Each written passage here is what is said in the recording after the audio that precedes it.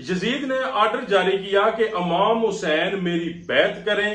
امام حسین جو نواسے رسول تھے، ان سے یہ کیسے ممکن تھا کہ وہ ایک زانی، شرابی اور بے دین انسان کی بیعت کر کے اپنے نانا جان کے دین سے منحرف ہو جاتے، کیونکہ امام پاک تو دین اسلام کے محافظ تھے۔ امام حسین نے اعلان کیا کہ اے یزید، اگر تو میرے نانا جان کی شریعت کا منکر ہے اور میرے نانا جان کے دین پر عمل نہیں کرتا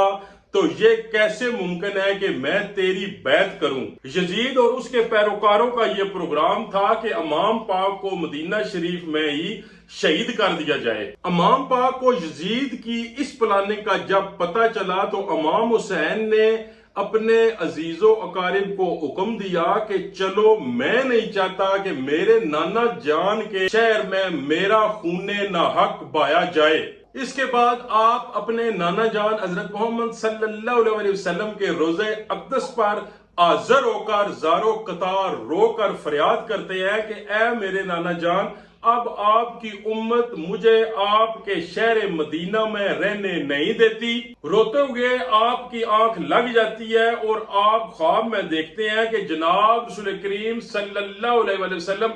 آپ سے فرماتے ہیں، اے میرے حسین، تو جہاں جائے گا میں تیرے ساتھ ہوں گا۔ اے حسین، تیری قربانی کے بغیر اللہ کا یہ دین بچ نہیں سکتا۔ امام حسین نیند سے بیدار ہو کر اپنے نانا جان کے روضہ اقدس کو سلام کر کے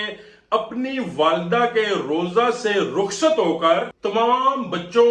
اور ساتھیوں کو لے کر مدینہ سے روانہ ہوتے ہیں۔ کتابیں کہتی ہیں کہ امام حسین کی ایک بیٹی جو شکل و صورت سے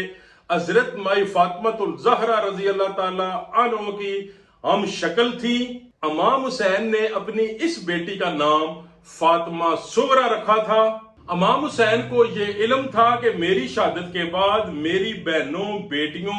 اور آل محمد کی تمام عورتوں کو قیدی بنا لیا جائے گا اور اس کے بعد انہیں کوفہ اور شام کے بازاروں میں گھمایا جائے گا اور ان پر تشدد کیا جائے گا۔ اس لیے امام حسین یہ نہیں چاہتے تھے کہ حضرت مائی فاطمہ الزہرا سلام اللہ کی ہم شکل بی بی بازاروں میں آئیں۔ بس اپنی بیٹی کو الوداع کر کے مدینہ سے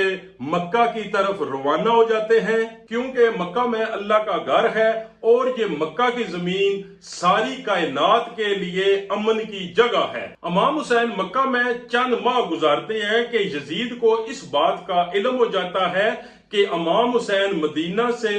مکہ چلے گئے ہیں۔ یزید اور اس کے ساتھیوں کو جب اس بات کا علم ہوتا ہے تو وہ بہت زیادہ خوش ہوتے ہیں کہ یہ تو بہت ہی بہتر ہو گیا کہ ہم امام حسین کو طواف کے دوران ہی شہید کر دیں گے۔ اس طرح کعبہ کی عزت بھی ختم ہو جائے گی اور امام حسین بھی قتل ہو جائیں گے۔ یزید کی اس پلاننگ کے کچھ ہی دنوں کے بعد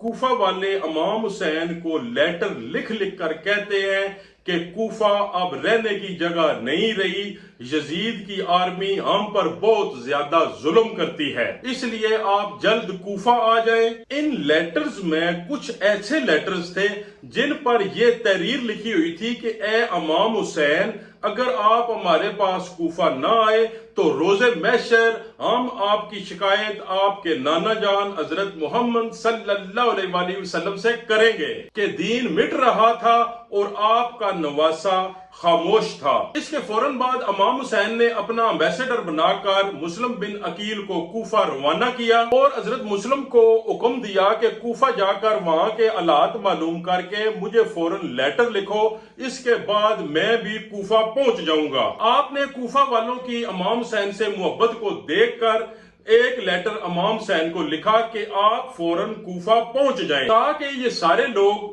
جو یزید کے ظلم و ستم سے تنگ ہے آپ کی بیعت کر سکیں۔ جو ہی وہ لیٹر امام حسین کو ملتا ہے، آپ کو پہلے ہی معلوم تھا کہ مکہ میں مجھے شہید کرنے کی تیاریاں کی جا رہی ہے۔ امام حسین یہ نہیں چاہتے تھے کہ میرے خون سے مکہ کی زمین رنگین ہو، اور امام حسین یہ چاہتے تھے کہ کوفہ میں جو میرے چاہنے والے مجھے بار بار لیٹر لکھ کر کوفہ بلا رہے ہیں، میں کوفہ پہنچ کر ان کی حاجت کو پورا کروں۔ اس لیے آپ اپنے بچوں، بہنوں اور اپنے فالورز کو ساتھ لے کر مکہ سے کوفہ کی طرف روانہ ہو جاتے ہیں۔ اور اس بات کا جب یزید کو علم ہوتا ہے کہ کوفہ والوں نے مسلم بن عقیل کی بیعت کر لی ہے، تو یزید نے آل محمد اور محمد صلی اللہ علیہ وسلم سے نفرت کرنے والے ابن زیاد کو کوفہ کا گورنر بنا دیا، تاکہ وہ آل محمد سے محبت کرنے والوں پر ظلم و ستم کر کے ان کی بیعت کو توڑ سکے۔ اس لیے ابن زیاد کسی کا سر کٹواتا ہے اور کسی کو مال و دولت کا لالچ دے کر خریدتا ہے، اور باقی تمام لوگوں پر ظلم و ستم کے پہاڑ توڑتا ہے۔ اس لیے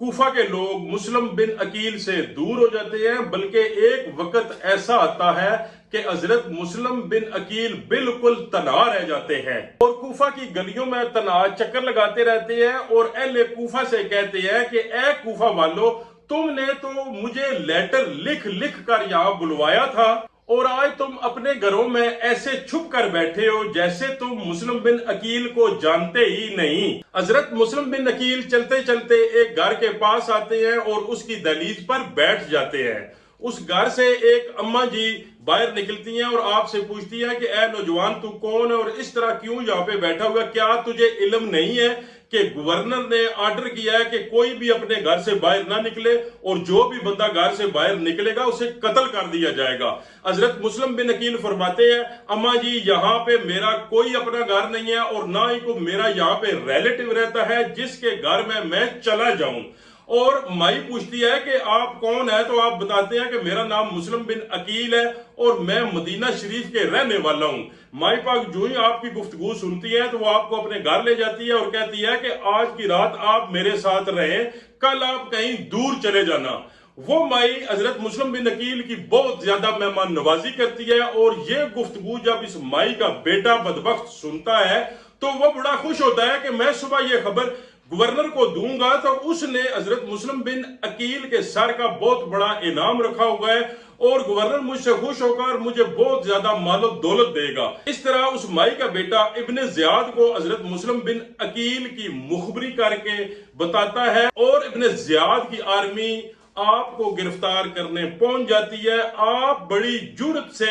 ابن زیاد کی آرمی کی مذمت کرتے ہیں، اور بالآخر اس کی آرمی آپ کو گرفتار کر لیتی ہے، اور جب آپ کو ابن زیاد کے سامنے پیش کیا جاتا ہے تو ابن زیاد زوردار کہکا لگا کر کہتا ہے کہ اے مسلم بن عقیل، دیکھ آج ہم نے تمہیں گرفتار کر لیا ہے، ہم بہت جلد حضرت امام حسین کو شہید کر دیں گے۔ حضرت مسلم بن عقیل فرماتے ہیں، اے بدبخت، ڈر اپنے رب سے جس کے دین کی حفاظت حضرت امام حسین کر رہے ہیں، اور تو شیطان کے رستے پر چل رہا ہے، اور یہ مال و دولت کب تک تیرے کام آئے گا؟ آخر ایک دن تم نے بھی اس دنیا کو چھوڑ جانا ہے، اور تیرا یہ دبدبا ختم ہو جائے گا، اور قبر میں تیرے اعمال کے علاوہ کچھ بھی نہ ہوگا۔ ابن زیاد زوردار کہکا لگا کر کہتا ہے کہ اے مسلم بن عقیل، بتا کہ تیری آخری خواہش کیا ہے؟ حضرت مسلم بن عقیل فرماتے ہیں کہ میری ایک ہی خواہش ہے کہ میرا پیغام امام حسین کو پہنچایا جائے کہ وہ کوفہ نہ آئے،